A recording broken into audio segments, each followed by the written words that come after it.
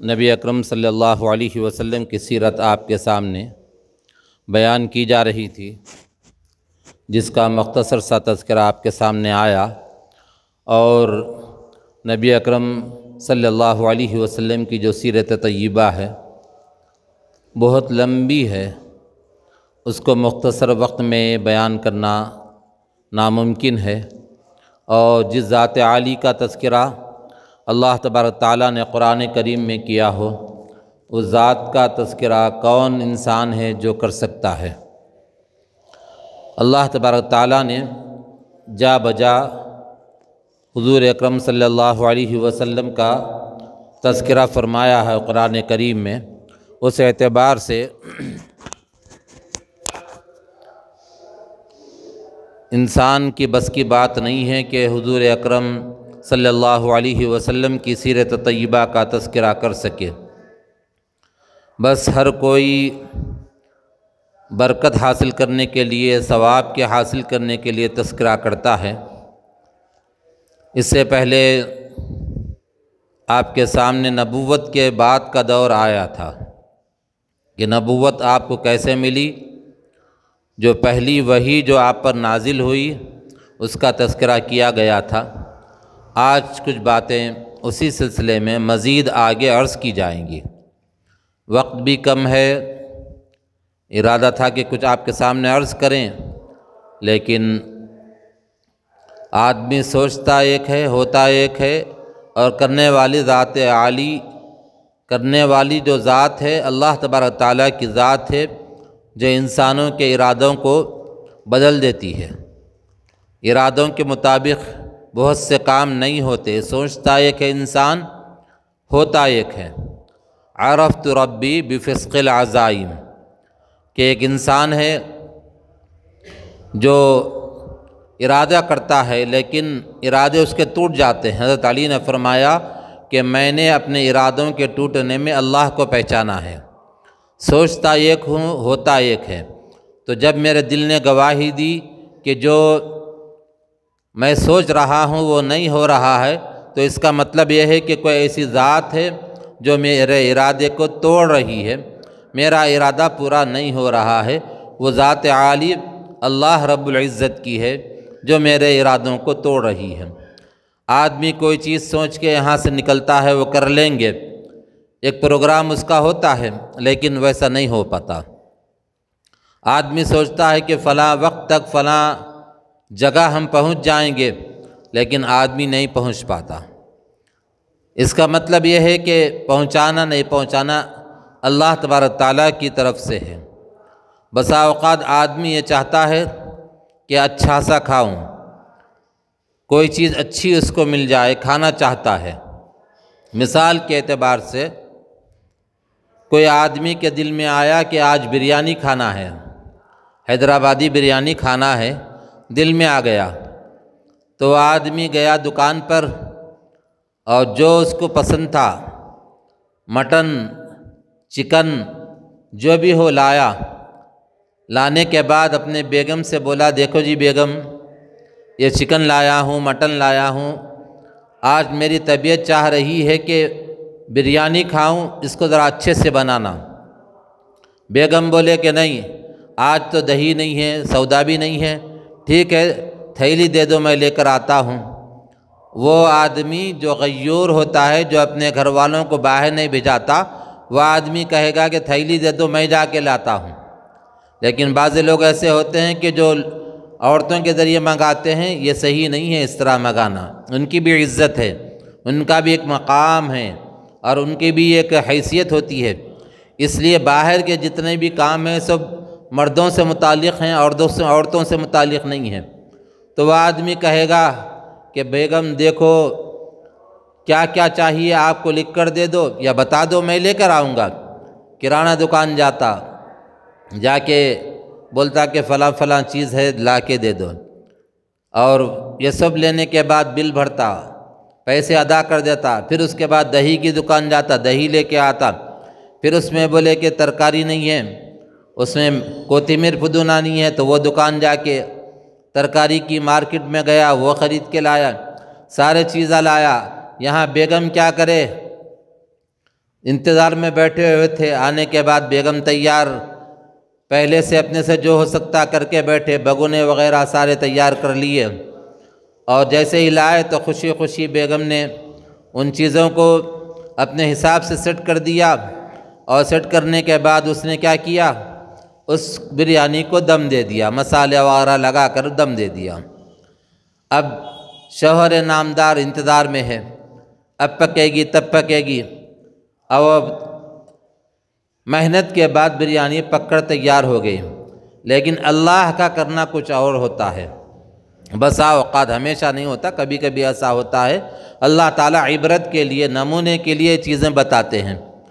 پھر اس کے بعد اچانک سردی شروع ہو گئی، شوہر نامدار کو جاڑا بخار شروع ہو گیا۔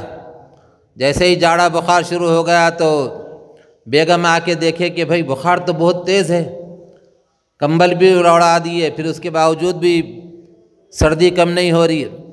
بولے کہ دوا کھا لو، دوا کھا کے سو جاؤ، ڈولو یا کروسن جو بھی کھلا دیے، کھلا کے سلا دیا۔ اب اس کے بعد ایک نیند لے کے اٹھ کے بولے کیا بیگم بریانی تیار ہو گئی؟ تو بیگم بولتے تیار تو ہو گئی، لیکن تمہاری طبیعت خراب ہوگی نا، کیوں کھاتے اب؟ یہ اگر کھائیں گے تو طبیعت اور بگڑ سکتی ہے، اس لیے بہتر ہے کہ آپ مت کھائیے، سادہ کھانا الگ سے بنا دیتی ہوں آپ کے واسطے، یا پھر آپ کے لیے اڈلی منگا دیتی ہوں، کوئی بھی ایسی چیز جو آپ کے لیے نقصان دہ نہ ہو وہ چیز منگاتی ہوں۔ حالانکہ بڑی محنت سے گیا، جا کے چکن کی دکان پہ گیا یا مٹن کی دکان پہ گیا، اچھا سا اچھا گوشت لے کے آیا، اور پھر اپنی پسند کی چیزیں لایا، ترکاری کی دکان جا کر ترکاری لایا، پودینہ، ہری مرچی، کوتمیر سب لایا، لانے کے بعد اپنے ذوق سے، شوق سے، پسند سے پکایا، لیکن طبیعت خراب ہوگی تو بیگم بول رہے کہ دیکھو جی طبیعت اور بگڑ سکتی، نہیں کھانا اس کو۔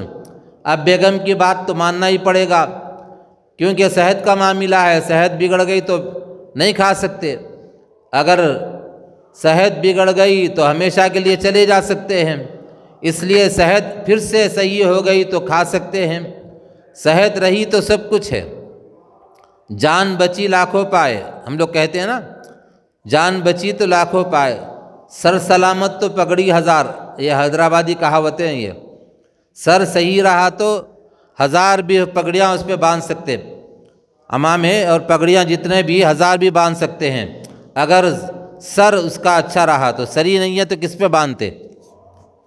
اس لیے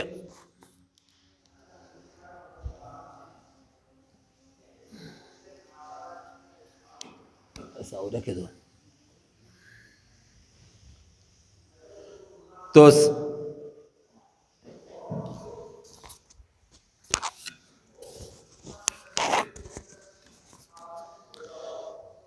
تو سر سلامت تو پگڑی ہزار، سر اچھا رہا تو ہزار پگڑیاں بھی اس میں باندھ سکتے ہیں۔ تو بہرحال آدمی سوچتا ہے کہ چلو طبیعت صحیح ہو گئی تو ہم کھا سکتے ہیں بعد میں، اب اس نے کھانا نہیں کھایا۔ اتفاق کی بات ہے کہ ایک آدمی باہر آ کر آواز دیا کہ اللہ کے نام پہ کچھ دے دو، میں 2 دن کا بھوکا ہوں یا 1 دن کا بھوکا ہوں۔ بیگم کے دل میں خیال آیا کہ دیکھو ہماری میاں کی طبیعت خراب ہو گئی، چلو کچھ دے دیں گے، اللہ میاں صحت ٹھیک کر دیتا۔ بریانی بنائے شوہر صاحب بڑے شوق سے، ذوق سے، اور جا کے سارے سامان لے کے آئے، لیکن باہر فقیر صاحب آتے ہی بیگم بولے کہ دیکھو جی ذرا بریانی ہے، دے دیں گے ان کو؟ بولے ہاں ہاں دے دو، میری طبیعت خراب ہو گئی، ہو سکتا وہ فقیر صاحب دعا دیے تو صحت اچھی ہوتی ہوں گی، بریانی اٹھا کے دے دیے ادھر۔ تو آدمی سوچا کچھ ایک، ہوا کچھ، تو اس کا مطلب یہ ہے کہ آدمی سوچتا ایک ہے، ہوتا کچھ ہے۔ حضرت علی نے فرمایا کہ عرفت ربی بفسق العزائم، میرے ارادوں کے ٹوٹنے میں اپنے رب کو پہچانا ہے میں نے، کہ ارادہ کرتا ہوں ایک، ہوتا ایک ہے، تو وہ کرنے والی ذات عالی اللہ کی ہے، ہر چیز اللہ کی طرف سے ہوتی ہے، جو کچھ بھی ہوتا ہے اللہ کی طرف سے ہوتا ہے، ہماری اپنی مرضی سے نہیں ہوتا۔ دنیا میں جو کچھ ہوتا ہے اللہ کی طرف سے ہوتا ہے، اللہ سے مانگا جائے، اللہ دینے والے ہیں، صحت مانگنا، ہر چیز اللہ سے مانگنا۔ اور انبیاء کرام علیہم الصلاۃ والسلام نے یہی چیز بتائی ہے کہ دیکھو آپ کا یقین ایسا مضبوط ہو جائے کہ اللہ ہر چیز کا کرنے والا ہے، روزی روٹی کا دینے والا اللہ، نوکری کا لگانے والا اللہ، اولاد کا دینے والا اللہ، ہر چیز کا کرنے والا اللہ۔ آدمی تدبیر کرے اور اللہ پر بھروسہ کرے۔ اگر آدمی یہ سوچے کہ اولاد کا دینے والا اللہ ہے، تدبیر ہی نہیں کر رہا، شادی نہیں کر رہا، تو کیسا آسمان پہ سے اولاد ٹپکیں گی؟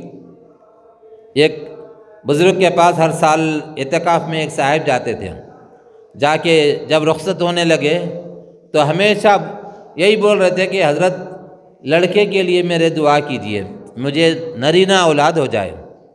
حضرت نے 1 سال دعا کی، 2 سال، پھر تیسرے سال اعتکاف میں سے جب جانے لگے تو اس وقت میں کہا کہ حضرت دعا فرمائیے کہ مجھے نرینہ اولاد اللہ اپنے کرم سے دے دے۔ تو حضرت نے پوچھا کہ کتنے سال ہو گئے شادی ہو کے؟ بولے کہ مولانا ابھی شادی نہیں ہوئی، والدہ فکر میں ہے، والدین فکر میں ہے شادی کرنے کے لیے۔ تو کہا ارے کم وقت پہلے شادی کر پھر دعا کرا۔ تو تدبیر کر کے اللہ پہ بھروسہ کرنا۔ بائک گاڑی ہے تو روڈ پہ کھلی چھوڑ دی، اللہ پہ بھروسہ کر رہے، لاک بھی نہیں کرے، یہ صحیح نہیں۔ بہت سے واقعات ایسے ہیں کہ جس سے ہمیں سبق ملتا ہے کہ ہماری چیزوں کی حفاظت ہم کر لینا۔ کتابوں میں ایک بات لکھی ہوئی ہے کہ باورچی خانے کے اندر جو چیز بھی بگونا وغیرہ ہے تو اس پہ ڈھانک لیا کرو۔ اگر ڈھکنے کے لیے کوئی بھی چیز نہ ملے تو اس صورت میں کیا کرو، ایک کاڑی ہی آڑے رکھ دو بگونے کے اوپر۔ اور آپ کو میں اکثر وہ واقعہ سناتا ہوں، حضرت نبی کریم صلی اللہ علیہ وسلم جب معراج میں گئے تھے، ان کے لیے ایک سواری لائی گئی تھی براق کی۔ وہ سواری لے کر آپ گئے تو پہلے بیت المقدس گئے، تو بیت المقدس میں جانے کے بعد حضرت جبرائیل امین نے کیا کیا، ایک پتھر تھا وہاں پر، اس پتھر کے اندر سوراخ تھا، بعد زمانہ کی وجہ سے، زمانہ لمبا گزرنے کی وجہ سے وہ سوراخ بند ہو گیا تھا۔ حضرت جبرائیل نے اپنی انگلی سے پھر دوبارہ سوراخ کر کے اس سواری کو اس میں باندھ دیا۔ حالانکہ سواری کس کے لیے آئی تھی؟ سرکار دو عالم صلی اللہ علیہ وسلم کے لیے، اور جانے والی نہیں تھی کہیں بھی، بھٹکنے والی نہیں تھی، انہی کے لیے آئی تھی۔ ان کو لے جانا لانا یہی کام اللہ تبارک تعالیٰ نے ان کے لیے اس وقت میں مقرر کر رکھا تھا، لیکن پھر بھی حضرت جبرائیل امین نے یہ بتایا کہ اپنی سواری کی اپن حفاظت کرنا، اپنے گھر والوں کی اپن حفاظت کرنا، گھر کی اپن حفاظت کرنا۔ دروازہ کھلا چھوڑ کے بول رہے اللہ توکل، اللہ پہ بھروسہ، بولے دروازہ کھلا ہے۔ عورتیں بھی جو ہے نا، اس سے ایک بات اور ایک سمجھ میں آتی، اپنے آپ کو برقعے سے ڈھانک لے کے اللہ پہ بھروسہ کرنا، بس اللہ کے بھروسے پہ نکل جا رہے، نہیں، ایسا نہیں۔ اللہ پہ بھروسہ کرنا اپنی سیفٹی اور اپنی حفاظت کے ساتھ۔ ایک مرتبہ امریکہ کے اندر ایک مسئلہ پیش آ گیا کہ ایک آدمی جاتے جاتے اشرفیوں کی تھیلی یا ڈالر سمجھیے، ڈالر بیگ میں بھرے ہوئے تھے، چورستے پہ رکھ دیا، کھول کے رکھ دیا بیگ۔ جیسے ہی کھول کے رکھا تو ایک آدمی ادھر ادھر نظر اس کی پڑ رہی تھی، تو اس نے دیکھا کہ یہاں پر بیگ رکھا ہوا ہے، بیگ کے اندر ڈالر ہے، تو ڈالر ہے، تو جیسے ہی وہ رکھ کر چلا گیا، اس نے دیکھا کہ کوئی بھی نہیں دیکھ رہا ہے، تو بیگ اٹھایا اور بھاگ گیا۔ اب یہ آدمی کہیں چھپ کر دیکھ رہا تھا کہ کون اٹھاتا ہے۔ جیسے ہی وہ لے کر بھاگا، اس نے پولیس کو فون کر دیا۔ اب پولیس چوکنا تھی، وہ آ گئی۔ اکثر جگہ پولیس پورا کام ہونے کے بعد آتی، دیکھیا اکثر جگہ ایسے ہی ہوتا، ڈاکہ پڑ رہا، بولے پورا لڑائی ختم ہونے کے بعد پولیس آتی، لڑائی میں آ کے جیسے چھڑاتی نہیں۔ اور آج کل ہمارے بچے وغیرہ بھی کیا ہے، بڑے بھی بچے بھی کہیں لڑ لے رہے تو چھڑانے کے بجائے ویڈیو بنا رہے۔ کوئی آدمی گر گیا تو اس کو اٹھانے کے بجائے اس کا ویڈیو بنا رہے، اٹھا کے بیچارے کو پوچھنا کرنا، اس کی ہمت دلانا، پانی پلانا، یہ کرنے کے بجائے بیٹھ کے ویڈیو بنا رہے ہیں۔ تو بہرحال تو وہ آدمی فون کیا تو آنن فانن اگلے چورستے پہ پولیس کو پکڑ لی۔ اب پکڑتے کئی لاکھ ڈالر تھے اس میں، مقدمہ چلا۔ جب مقدمہ چلا تو پوچھا، دونوں سے بھی پوچھا، تو بولے کہ بھئی میری مجبوری تھی، میں اٹھا کے لے گیا۔ بولے کہ تم کیوں رکھے وہاں پہ؟ میں دیکھنا چاہ رہا تھا کہ کون چور ہے، کون کیا کرتا میرے پیسے کو، ڈالروں کو، وہ دیکھنے کے واسطے میں ہی رکھا۔ کئی دن مقدمہ چلنے کے بعد فیصلہ جج یہ دیا، اس میں سے آدھے پیسے یہ کسی ادارے میں ڈال دو، کسی ادارے والے کو آدھے پیسے ڈالر دے دو، اور اس میں سے 2 کر کے ایک حصہ یہ اس کو دے دو اور ایک حصہ غریبوں میں دے دو، اس کو کچھ بھی نہیں جو کھول کے رکھا۔ تو جج سے پوچھے کہ تو سراسر ناانصافی ہے۔ بولے کہ میرا پیسہ آپ سب کو بانٹ دے رہے ہیں۔ بولے کہ ناانصافی نہیں ہے، سراسر صحیح فیصلہ میں نے کیا ہے، وجہ یہ ہے کہ سب سے بڑا مجرم تو ہے، تو وہاں اگر بیگ کھول کے نہیں رکھتا ڈالر کا، اتنا لپڑا ہوتا ہی نہیں تھا۔ بولے ڈالر کا بیگ کھول کے رکھنے کی وجہ سے اتنا لپڑا ہو گیا وہ۔ اس لیے ہماری عورتیں وغیرہ جو ہے نا، برقع پہن کے باہر نکلنا، اپنے آپ کھول کے باہر سب کو نظارہ، مطلب ایک لوگوں کی نظریں کیسی ہوتی نہیں بتا سکتے، کیا ہے سامنے والا کیسا ہے نہیں بتا سکتے۔ لوگ بولتے برقعے کی کیا ضرورت ہے؟ برقعے کی ضرورت ہے، قرآن میں جلا بی بی ہند بول کے آیا کہ اپنے چادر لٹکا لیا کرو چہرے پر، یہ ہے۔ تو اس زمانے کے حساب سے وہ چادر لٹکا کے بڑے بوڑھے عورتیں جیسا ہوتی تھی ویسا جاتے تھے، وہ زمانے کا طریقہ وہ تھا۔ آج کا طریقہ یہ برقع ہے جس میں سیفٹی زیادہ ہے، برقع بھی ٹائٹ نہیں، ڈھیلا ڈھالا۔ ابھی ایک جگہ میں مسجد میں نماز پڑھا تو اتفاق کی بات ہے کہ سامنے ایک صاحب، 3 دن پہلے کا یہ قصہ ہے، زیادہ پرانا نہیں، بیچارے وہ جینس پینٹ کو اتنا اٹھا رہے بھی تو اٹھا ہی نہیں وہ، اب اس کی ایک لمٹ رہتی، اس کے اوپر نہیں آتا وہ، اور بشٹ کو نیچے کھینچ رہے تو نیچے جا رہا ہی نہیں وہ۔ اب کپڑا تو لمبا نہیں ہوتا نا، کپڑا جتنا اتنا ہی رہتا۔ اب بیچارے رکوع میں گئے تو پیچھے سے نظر آ رہا سب، جس کو چھپانا ضروری ہے۔ اب پھر اور آگے گئے تو پھر وہ بعض لوگ مذاق سے غار بولتے نہیں، تو اس ٹیپ کا پیچھے کا پچھلا حصہ پورا نظر آیا اس میں۔ اب میں سوچا میری نماز خراب ہو رہی ہے، وہاں سے رکعت توڑ کے کہ پھر دوسری جگہ رکعت بن کے نماز پڑھ لیا۔ ایسے لباس پہننا کیا جائز ہے؟ سوچو، غور کرو۔ اچھا ایک دکان پہ گیا، ایک مرتبہ گیا تو کیا ہے، وہ بیچارہ کپڑے کی دکان تھی، اوپر رکھا ہوا تھا، ایسا ہاتھ اٹھایا تو پیچھے کا سب دکھ رہا اس کا، پینٹ چھوٹا ہے، بشٹ وہاں تک تھا، دونوں برابر لیول تھے، جیسا ہاتھ اٹھاتے پیچھے پورا نظر آ رہا۔ ایسا لباس شریعت میں جائز نہیں ہے، پینٹ بشٹ پہننے کی اجازت ہے، لیکن ایسا لباس جس سے اس کی سطر دکھے جائز نہیں ہے۔ یہ مسئلہ آپ لوگوں کو بتا رہا ہوں میں، ذرا غور سے سنیے۔ ایسا لباس جس سے آپ کا بمبی کے نیچے کا حصہ، بمبی کے لیول کا جو پچھلا حصہ ہے اس کے نیچے کا حصہ دکھے گا تو یہ گناہگار ہوں گے۔ اور نیچے کہاں تک ہے؟ گھٹنے سے نیچے تک کا حصہ، گھٹنے سے اوپر کا حصہ جو سو بتانا جائز نہیں ہے۔ اللہ ہماری حفاظت فرمائے، ہر مومن کی حفاظت فرمائے۔ اچھا لباس زیبتن کرنے کی اللہ ہمیں اپنے کرم سے توفیق عطا فرمائے۔ یہ چھوٹے چھوٹے باتیں ہیں لیکن بہت کام کی باتیں ہیں۔ آج 2-3 باتیں بہت اہم بتایا۔ ہمارے نوجوان بچے ہیں، نوجوان بچے ذرا جوشیلے رہتے نا، جان دو اللہ کے نام پہ بول کے چھوڑ دیتے، ویسا نہیں، جان دو اللہ کے نام پہ بولے تو ایک واقعہ اور ایک یاد آیا۔ سب سے آخر میں کیا کرتے کچھ بھی نہیں ہوا تو جان دو اللہ کے نام پہ بولتے۔ ایک جگہ سائیکل رکھ کے ایک آدمی جنگل میں جاتے آتے بازو ہٹ کے پیشاب کرنے بیٹھا ہوں، بیٹھتے جو سو پتہ نہیں کہاں سے دیکھ رہا تھا، دوسرا آدمی بھاگ کے آیا گئے، آ کے سائیکل لے کے بھاگ۔ اب بیچارہ جلدی اٹھا، اٹھنے کے بعد ناڑا وڑا بن کے اس کے پیچھے بھاگا سائیکل پکڑنے کے واسطے، لینے کے واسطے۔ ان تیز چلا رہا، ان تیز بھاگ رہا، ان اور تیز چلا رہا، ان تیز بھاگ رہا، آخر میں اتنا تیز چلا ہے کہ یہ تھک گیا۔ تھکنے کے بعد جب ٹھہر گیا تو دیکھا کہ ان آنکھوں کو نظر بھی نہیں آ رہا، آنکھوں سے اوجل ہو گیا، تو اس وقت میں بولا کرتے جان دو اللہ کے نام پہ بولا کرتے۔ تو اب ایسا ہمارا معاملہ ایسی رہتا، سب سے تھکی ہوئی چیز جان دو اللہ کے نام پہ بلکہ مدرسے میں لا کے دیتے، مسجدوں میں دیتے، اور پھر آخر میں اللہ کے نام پہ بڑھاپے میں تھک گئے نا، زندگی پوری جواب دے دیا، اب داڑھی سفید ہو گئی، بالاں سفید ہو گئے، اللہ اللہ کر لیتے بیٹھیں گے بولے۔ لیکن اللہ کو پسند کیا ہے؟ جوانی کی عبادت ہے۔ جوانی کی عبادت اللہ کو زیادہ پسند ہے۔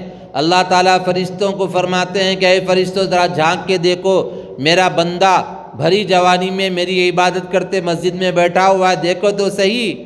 یہ اگر چاہا تو واٹس ایپ میں رہ سکتا تھا، چاہا تو یہ مووی وغیرہ دیکھ سکتا تھا، غلط کام کر سکتا تھا، سب کو کنٹرول کرتے ہوئے یہ آ کے مسجد میں بیٹھ کے میری عبادت کر رہا، دیکھو کتنا اچھا بندہ ہے میرا، اللہ تعالیٰ فخر کرتے ہیں۔ بہرحال اللہ سے دعا ہے کہ ہم سب کو کہنے اور سننے سے زیادہ عمل کی توفیق عطا فرمائے۔ وآخر دعوانا الحمدللہ رب العالمین۔